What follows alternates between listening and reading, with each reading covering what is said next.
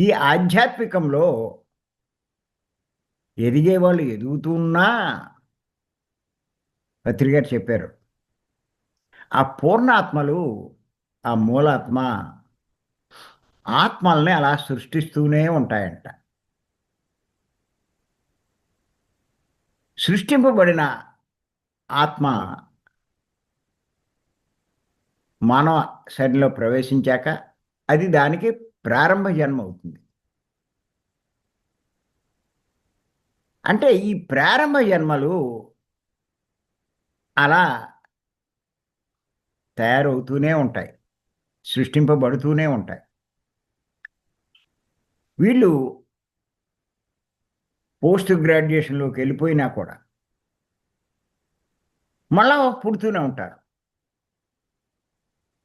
ఇక్కడ తల్లిదండ్రులు పుడతారు ప్రాపంచికంలో.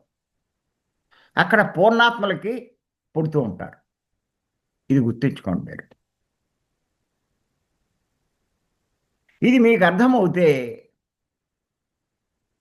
ఎవరిని విమర్శించరు. ఎవరి గురించి నిర్ణయాలు చెయ్యరు. అంచేత ఇది నిరంతరాయంగా జరిగే ప్రక్రియ ప్రకృతిలో. ప్రతి ఒక్కళ్ళు తెలుసుకోవాలి.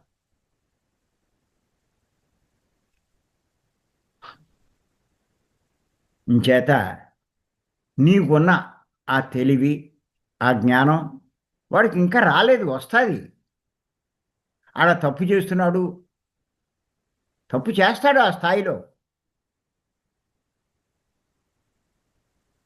నువ్వు విమర్శిస్తే ఎలాగా? ఆడు మాట్లాడలేకపోతున్నాడు. వాడికి శాలువా కప్పడం ఏంటి? నువ్వు అలా విమర్శించావు అంటే నీకు కప్పడం తప్పు. నువ్వు మూర్ఖుడు. ఇంకా నువ్వు ఎదగలేనట్లు లెక్క. ఎదిగిన వాడి నోటి నుంచి విమర్శ రాకూడదు.